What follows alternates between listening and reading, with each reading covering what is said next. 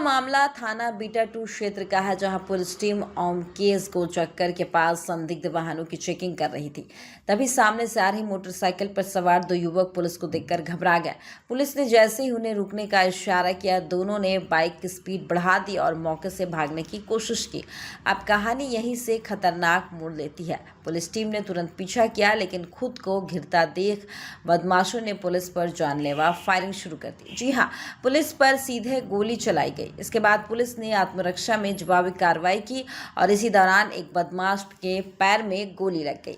घायल बदमाश की पहचान सोनू श्रीवास्तव के रूप में हुई है, जो मूल रूप से हमीरपुर का रहने वाला है और फिलहाल नोएडा के भंगले इलाके में रह रहा था। घटना के बाद उसका दूसरा साथी अंधेरे का फायदा उठाकर मौके से फरार हो गया, जिसकी तलाश में पुलिस लगातार दबिश ऑपरेशन चला रही है। अब बात करते हैं कि बरामदगी की। पुलिस ने घायल बदमाश के पास से एक अवैध तमंचा बरामद किया है, जिसमें एक जिंदा और एक खोखा कारतूस 315 बोर का मिला है। इसके अलावा एक चोरी की अपाचे मोटरसाइकिल भी बरामद हुई है, जो थाना इकोटेक 3 क्षेत्र के चोरी की गई थी। सबसे अहम बात, बदमाश के पास से एक लूटी गई सोने की चैन भी मिली है।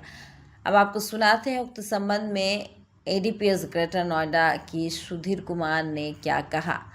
आज दिनांक 3 मई 2026 को थाना बीटा 2 पुलिस की चेकिंग के दौरान दो शातिर बदमाशों के साथ मुठभेड़ हुई है, जिसमें एक बदमाश की पैर में गोली लगी है और दूसरा ग्रीन बेल्ट का सहारा लेकर फरार हो गया, जिसकी गिरफ्तारी के लिए कामगिरी की जा रही है।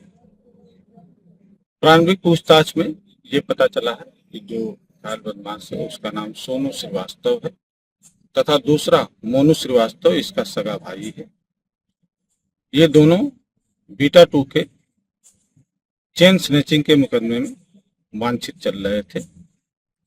घायल बदमाश के पास से एक अपाचे मोटरसाइकिल बरामद हुई है, जो जानकारी करने पे पता चला है कि इकोटेक 3 से चोरी की हुई है तथा इसके पास से एक तमंचा, नाजायज तथा खोखा कारतूस, जिंदा कारतूस तथा बीटा 2 क्षेत्र से लूटी हुई चेन बरामद हुई है। घायल बदमाश को तत्काल उपचार हेतु अस्पताल भिजवाया गया है।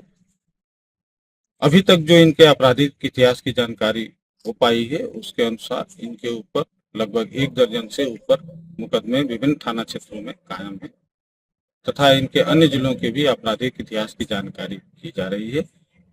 दोनों ही बदमाश जनपद हमीरपुर के रहने वाले हैं तथा यहाँ फेज 2 में किराए पे कमरा लेकर रह रहे थे।